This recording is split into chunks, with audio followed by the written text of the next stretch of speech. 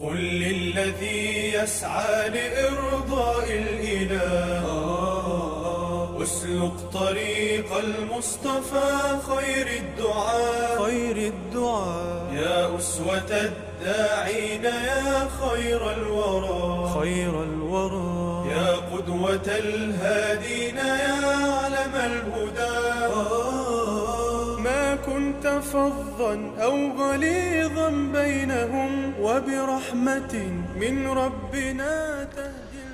بسم الله الرحمن الرحيم. الحمد لله الواحد الأحد الفرد الصمد الذي لم يلد ولم يولد ولم يكن له كفوا أحد، والصلاة والسلام الأتمان الأكملان على سيدنا وحبيبنا محمد بن عبد الله وعلى آله وصحبه ومن والاه. بینندگان گرامی و ارجمند در هر کجایی که هستید و در این لحظات بیننده برنامه خودتان، برنامه با دعوتگران هستید، خدمت تک تک شما ارجمندان و گرامیان عرض سلام و ادب و خسته نباشید دارم. امیدوارم که از نعمات بیکران الهی برخوردار و بهره‌مند بوده باشید. با مهمان دیگر از مهمانان این برنامه در خدمت شما هستیم، جناب شیخ محمد اسلام شیخ الاسلامی. ما در آغاز از طرف شما و خودم خدمت ایشان عرض سلام و ادب دارم. جناب استاد شیخ الاسلامی، سلام من الله علیکم. بسم الله الرحمن الرحیم. چه خوش باشد که بعد از انتظار به امیدی رسد امیدواره.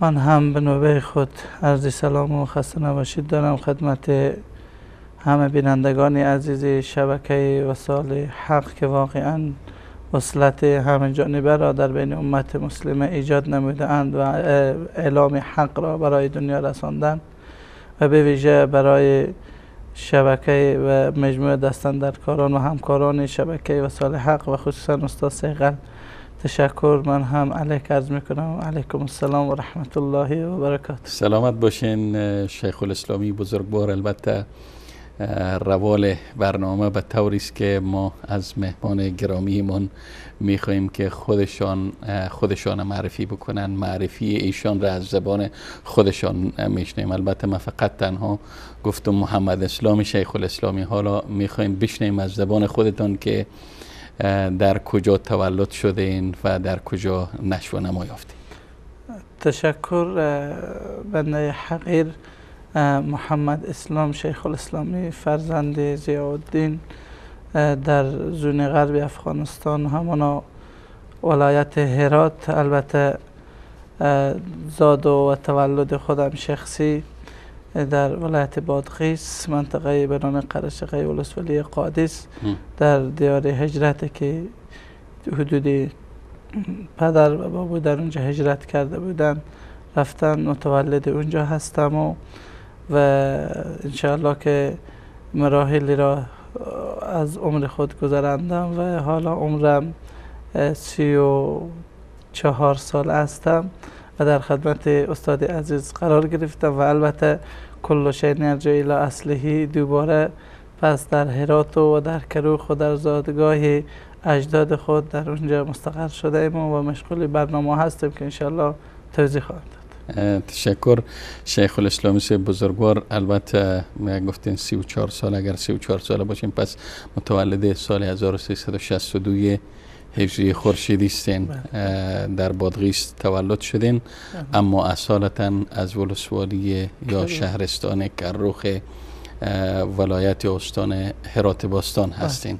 خب جناب شیخ الاسلامی، حالا میخواییم باز هم از بعد از این که البته بزرگ شدین در خانواده، در سن عموما در سن 4 سالگی و 5 سالگی و 6 سالگی دیگه فامیل ها یا خانواده هایی که متدین هستن یا علم دوست هستن فرزند خود به طرف علم سوق میتن. شما چه وقت آموزش اولیه را شروع کردین؟ در مدارس دینی بود یا مکاتب رسمی؟ میخوایم در ارتباط از زبانتون باز بشنویم. تا حدودی به یادم است که چون خود بودم بعد از سن 7 سالگی عشق و علاقه خاصی به تحصیل داشتم و چون خانوادتم همچنین است و پدرم همچنین علم دوست و خانواده هم الحمدلله در این راستا و قدم گذاشتند الحمدلله که تا حدود مراحل تحصیلی را هم طی کردند و در بعد از سنین 7 سالگی طبعا یا در اون سنا به مکتب شامل میکنند. در صنف 4 مکتب 3 مکتب ثبت نام شدم و 1 سال در مکتب خواندم و بعدا سال دیگر هم لیاقت داشتم، البته بدون امتحان و اینها شامل یک مثلا بالاتر شدم. امتحان سویه دادم. بله چون لیاقتی که الله داده بوده و این البته از قبل تحدیث به نعمته و اما به نعمت ربک فحدث. بله حدود چند صنف در مکتب خواندم و بعدا عشق علاقه خاصی به تحصیل علوم مدرسوی و یا یکی علوم دینی بس اگرچه تمام علوم در دین هست. اون شاعر میگه جمیع العلوم فی القرآن لکن تقاصرت عنه افهام الرجال. حالا اصطلاحاً مدرسه و مسجد اینا علوم دینی میگن و علوم عصریه به نام علوم دینی یاد نمیکنم، اگر نه همه علوم دینی است. دقیق یادم است که برادر بزرگم درس میخواند و در محدوده های علمی صرف اینها بود به منهج افغانستان. بله. و من هم عشق علاقه خاصی داشتم و خیلی التماس کردم که من را هم به درس ببر. بعد از اینکه از والدین ها اجازه گرفتم از پدر و مادر من برد در درس خواندن صرف بهایی را شروع کردم. 1 شب یا 2 شب در مدرسه بودم که خیلی خانه را یاد کردم، در صورتی که خیلی هم نزدیک بود. از بس که خود بودم شاید به سن 8 سالگی و 9 سالگی، یعنی در امضوع محدوده ها به 10 نرسیده بودم. هم در بود مکتب بودم و هم به اصطلاح علوم دینی علاقه داشتم تا اینکه پس برگشتم به خانه آمدم تا مریض شدم و سیادانه میگن وقتی از طفلی بیرون میشه و بعد از اون دیگه خلاصه علم ادامه دادم. البته در داخل افغانستان مراحل ابتدایی را در ولایت بادغیس و بعدا در ولایت هرات، ولایت فاریاب و ولایت شبرغان، در همین 4 ولایت الله تعالی. شبرغان یعنی جوزجان، مرکز ولایت جوزجان. مرکز ولایت جوزجان در اونجا درس خود ادامه دادم و در سالهای 82 هجری شمسی بود که از اون یا باز دوباره به طرف ولایت بادغیس و هرات آمدیم. در سال 84 فارغ شدم و به اصطلاح افغانستان دستاربندی کردم. بله. و بعد از اون چون در افغانستان یک به اصطلاح یک چیز مقوله است که بین علما کسی که دستاربندی کرد بعد از اون درس خواندن برای او در حقیقت عیب است. چون که دستاربندی کرده مولوی شده. بله. چرا باز دوباره درس میخوانه؟ و این هم من خیلی رنج میداد به خاطر چون من علومی که خوانده بودم عموما علوم فلسفه و منطق و از 2 علم مهم و بزرگ که علم قرآن و سنت باشه که معقوب برخوردار نبودم. بسیار جزئی، یعنی 10% میشد نامآوری کرد چون منهج همین گونه بوده و تا حدودی هم فعلا بعضی جا همین گونه هست. و تا اینکه الله تعالی توفیق داد و بعد از دستاربندی و بعد از تبریکاتی که گفتند و به اصطلاح دوستا اینها تا استخاره و اینها، خب نمیخوام که به استخاره اینها بر بگردم. در سال 85 یعنی اواخر 84 بعد از چند روز دستاربندی عازم کشور ایران استان سیستان و بلوچستان یعنی زاهدان شدم. بله. و در اونجا الله تعالی توفیق داده به امتحان شرکت کردم. بعد از رمضان بود، البته رفتن قبل از رمضان دوره تفسیر پیش مولانا نعمت الله توحیدی خواندم الحمدلله و الله تعالی زنده هستن ان شاء الله. شهید شدن. همون سالی که دوره حدیث بودیم درس ترمذی داشتن با ما، همون سال شهید شدن مولانا. و بعد الله تعالی قبول کرد و در اونجا امتحان دادیم، قبول شدیم و سال 85 را دوره حدیث خواندیم و 86 87 را دوره فتوا، 88 را حفظ قرآن خواندم.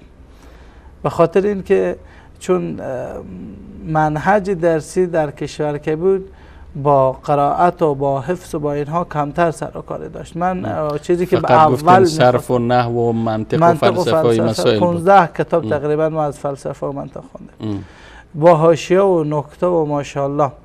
و او چیزی که بعد ما در اول میخواندم اونو در آخر خواندم. یعنی حفظ قرآن، تجوید قرآن و قرائت قرآن من وجهین که یاد گرفتم بعد در اول میخواندم اونو در آخر خواندم. اگرچه جمعی میگفتن که شما که باید پلوی این اطفال نشستن و حالا حفظ قرآن میخوانید این کار خوبی نیست. اسلام بر من تاکید کرده من میخوام که با عرف و اصطلاحاتی که مخالف با اسلام هسته به قدر توان مبارزه بکنم.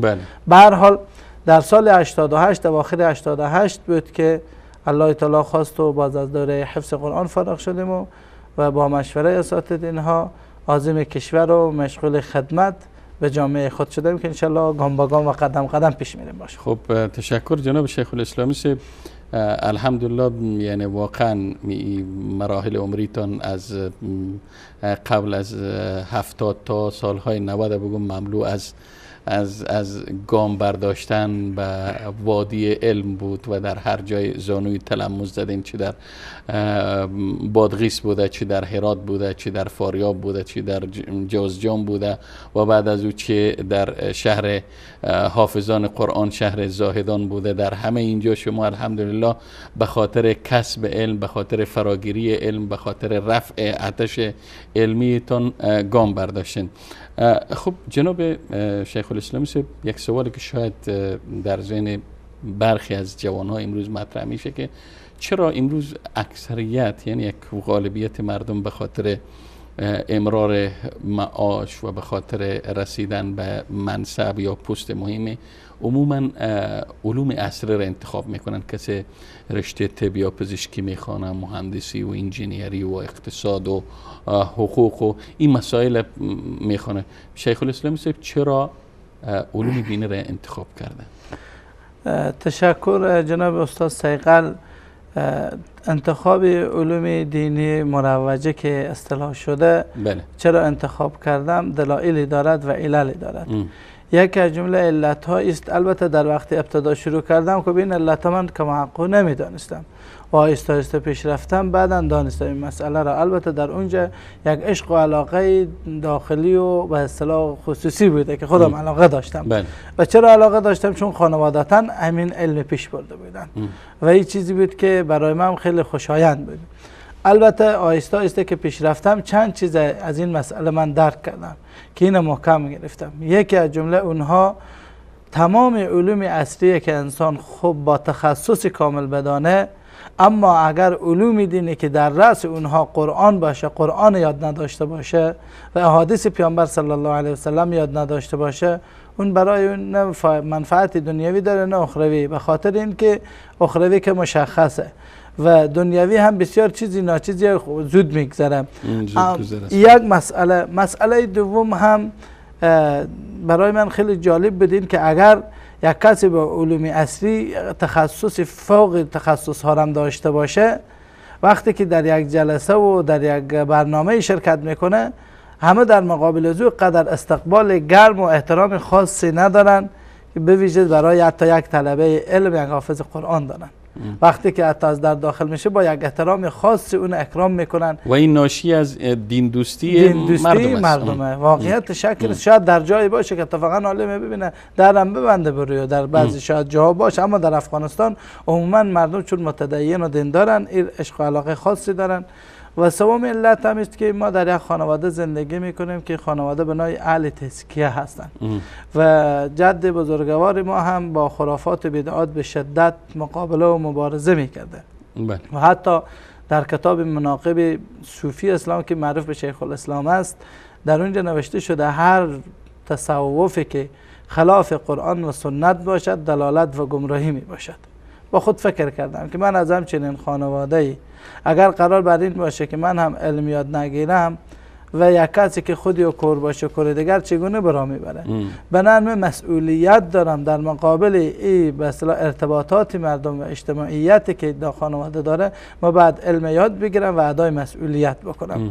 و علت دیگری که عشق و علاقه خاصی داشتم و دارم الحمدلله این بوده که علوم دینی در عصر ما مراجعین کمتر داره. اگر قرار بر این باشه من هم مراجعه نکنم اون هم مراجعه نکنه، پس بعد کی علوم دینی یاد بگیره؟ به حیث یک وظیفه به حیث یک مسئولیت، به حیث یک فرض کفایه. اما کان المؤمنون لینفروا کافه آیه مبارکه، و این را برای خود فرض دانستم و واجب دانستم که باید این را به اتمام برسانم. در مجموع علتهای زیادی وجود داره که این را من انتخاب کردم. خب شیخ الاسلامی سے بزرگوار، فعلا چه مصروفیت دارید؟ طبعا مشخص هر کس که کسبی داره با ما کسب خود مشغوله. بله. انجینر به بحث معماری و انجینری خود مشغوله، دکتر به بخش طبابت و اینها، و ما هم که علوم دین الله تعالی خواست و بعد از سنه 70 به بعد بالاخره 20 سال بالاتر الله تعالی خواست و تحصیلاتی داشتیم که سند ماستر در فقه که ادامه تحصیل من در دارالعلوم زاهدان شد و ماستر در فقه تحصیلات عالی افغانستان ارزیابی کردیم گرفتیم. و در وقت تهاجم فرهنگی دشمنان اسلام و مسلمین از شرق و غرب جنوب و شمال، باز هم با خود فکر کردم که اگر همین برنامه و کارهای دینی من پیش نبرم پس کی باید پیش بره؟ من خود مسئول دانستم. از طرف دیگر هم خود ورثه انبیا معرفی کردیم. از این جهت است که در کروخ الحمدلله 2 مدرسه به همکاری خیرین و تجارا که توفیقات الله اعظم مقدم تره 2 مدرسه ساختیم که در تعمیرهای 3-4 طبقه برای بخش ذکور و ایناث به نام دارالعلوم شیخ الاسلام شهید کروخی و مدرسه ام المؤمنین حضرت عایشه صدیقه رضی الله عنها مشغول خدمت هستیم و خادم هر 2 مدرسه هستم. تشکر شیخ الاسلامی سے بزرگوار. میریم ما فکر کنم روی یک سوال تقریبا شخصی، البته سوالای زیاده را من اینجا یادداشت کردیم و فکر کنم که نتونیم ما شما در یک قسمت یک برنامه همه سوالا را مطرح کنم و شما پاسخ بدین. بران یک سوالی که ما از عموم مهمانان میپرسم است که عموما مردم فکر میکنن که علما زندگی مقید و بسته دارند، با مسائل روز سر و کار ندارند، به خصوص با مسائل تفریحی و سرگرمی یا ورزش نمی کنن، فقط تنها مدرسه برو، مسجد برو، دوباره بر بگرد خانه و تمام زندگیشان در همین 3 جا تمام میشه. شیخ الاسلامی سے بگه بپرسیم که آیا به نوع معین از ورزش های مباح علاقه دارین یا ورزش میکنین؟ اولا خدمت شما عرض بکنم که دوستان همچنین برداشتی دارند. تا حدودی برداشتی نابجاست و اما تا حدودی هم بجا نیست.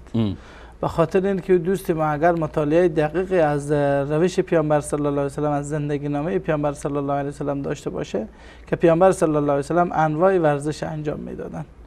مثلا مانند دوش پیامبر صلی الله علیه و سلم میکردن و اسب سواری و تیر و کمان در مقابل اینا، چنانچه که در صحیح البخاری روایت صحیح میآید، و شوخی های به همراه بعضی اطفال اینها یا ابا عمر ما فعل النقر و مانند اون اینها داشتن. و عالمی که واقعا عالم باشه و همون روش پیامبر صلی الله علیه و سلم داشته باشه، فکر میکنم که بهترین الگویی برای جامعه خود باشه. اما شاید شاذ و نادر بعضی جا دیده بشه همچنین فکری که کسی میکنه و همچنین مصداقی هم داشته باشه، اما اون نباید ما قاعده کلی قرار بدیم و برای همه اون قیاس بکنیم و همه زیر اون قاعده قرار بدیم. به خاطر اینکه نیاز داره هر انسانی با بخشای مختلفی از زندگی و یکی از اونها که از جمله سنن پیامبر صلی الله علیه و سلم است همانا ورزش مباح که شما قبلا اشاره کردین. با ورزش های مباح که خودم هم علاقه دارم و همچنین شاگردان خودم همچنین تربیت میکنیم و یکی از اونها مسئله اسب سواری است که خیلی خیلی علاقه‌مند هستم. حتی در به اصطلاح خانوادتا اسب هم داشتیم و داریم و متاسفانه به زی اواخر که موترها اینا زیاد شده تا حدودی تنبل عادت کردم، اما داشتیم و اسب الان هم داریم. و دومین ورزشی که خیلی علاقه‌مند هستم همانا مسئله والیبال، به شرطی که سالم باشه، یعنی ناسالم نباشه.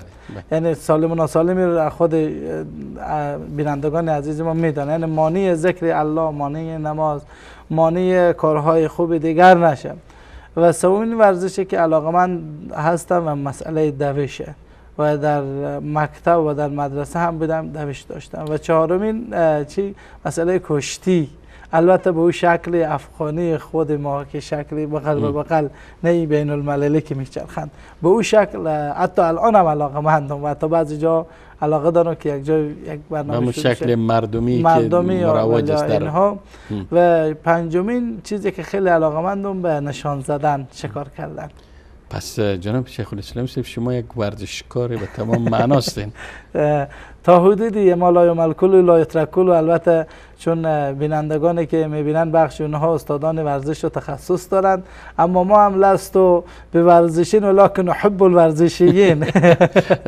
نحب الریاضیین اگر به تعبیر عربیش کنیم. خب جناب شیخ الاسلام در زندگیتون از چه شخصیت های تأثیر پذیر شدین؟ یعنی چه شخصیت های در زندگیتون تأثیر گذار بودن؟ تشکر استاد صیقل. قبل از اینکه به سوال شما بپردازم فقط به آخر اتمامیه این صحبت بگم، ورزشی که از نظر اسلام تایید است، نه ورزشی که شعار کفر قرار میگیره و عورتها ظاهر میشه و نمازها قضا میشه و گناهان دیگر انجام داده میشه، شرط و شروط در اون گذاشته میشه، سبب اختلاف میشه.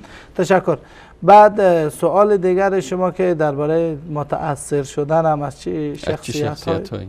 اولا که واقعیت خدمت شما عرض بکنم که در بحث تحریرات و تألیفات بگردیم، من از یک کتابی خیلی متأثر شدم که در اول یازو تعریف و توصیف هم خیلی خود نکرده، چون عموما مؤلفین خود می نویسن شیخ الحدیث و تفسیر جامع المعقول و المنقول جناب فلانی، یک 5-6 سطر اسم بعض مؤلفا میشه.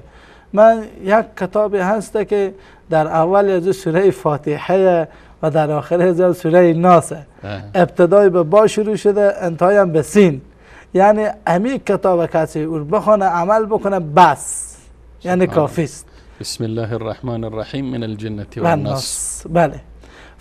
فقط من قرآنی که میخوانم، هر وقت میخوانم و در قبلم که خواندم، خود به خود از قرآن در همه ابعاد اصلا عقل متحیر میشه که چه فصاحت و بلاغتی، چه معانی، دنیای به اصطلاح دریای آب در داخل یک کوزه جای دادن. اما به قول حضرت عثمان لو طهرت قلوبکم لما شبعت من کلام ربکم. بله واقعیت اول که واقعیت قرآن واقعا مؤثره و الله تعالی ما بیشتر به تأثیرات قرآن خوب عادت بده، و بعدا در روش و سلوک پیامبر صلی الله علیه و سلم که سیرت پیامبر صلی الله علیه و سلم میخواندیم و میخوانیم، خود به خود آدم عشق و علاقه خاصی پیدا میکنه که واقعیت الگویی از خوبی ها بوده، واقعا رحمت للعالمین بوده. و هر کدامی بعد از پیامبر صلی الله علیه و سلم صحابه پیامبر سلف صالح ما، اما از علمای عصر، از علمای عصر یادآوری بکنم که تا وقتی که به افغانستان درس میخواندم این یک حقیقتی است، فکر میکردم که شرق و غرب و جنوب و شمال دنیا همه فقط نظریات شخصی و داخل یک خانه، یعنی خیلی کوتاه‌اندیش، خیلی تنگ نظر و خیلی حتی خیلی جملات رکی که علیه موحدین و علیه کسانی که واقعا قرآن و سنت پخش میکردن و با بدعات و خرافات و اینا سر و کار داشتیم.